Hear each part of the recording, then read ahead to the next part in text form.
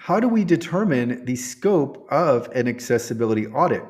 Well, in part, this is going to depend on the digital assets. So, for digital assets that are more expansive and comprised of more pages and/or screens, then we're going to define a limited scope because we're not going to cover everything in the accessibility audit. It wouldn't be practical to do so.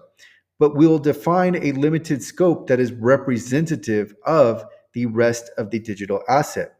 Conversely, for audits that concern digital assets that are more compact, we're probably going to include all of the pages and or screens. So let's take the example of a website that consists of 5 pages.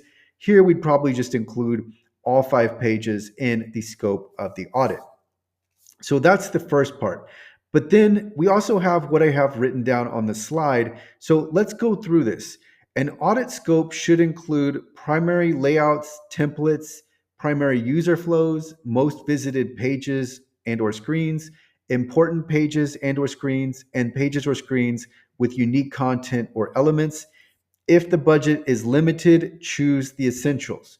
So let's focus on this last part first. With the essentials, we just want to include as much as possible that is representative of the digital asset. We understand that some things are going to be left out, but we want to make sure that we include the most important pages or screens and/or pages or screens with unique content. Now, going back to this list, we have primary page layouts and templates. Here, we can get a lot of return on investment because these layouts or templates are going to be repeated across our digital asset. So let's use the example of a website. We have these primary page layouts. If we have the accessibility issues of one of these layouts, then we're going to be able to fix those, and the fixes are very likely going to be applied site wide. And then this runs and coincides, and really there's a lot of overlap with the primary user flows. But with the primary user flows, here we're specifically concerned with where our users, what the intended user flow is for our audience. So let's take the example of an e-commerce website. Here we're going to have maybe a product search, the product collections page, and then we have the product page itself. We have the add to cart, then we have the checkout, and then and so we have that user flow, and we want to make sure that we cover that entire user flow. Next, we have the most visited pages or screens, and again, there can be overlap here, but the focus is in on where our audience is going the most. So let's say that there is that user flow, but we're also aware that there are other pages that are visited frequently. So maybe it is our blog's homepage, or maybe it is our frequently asked questions page, or maybe it's our pricing page.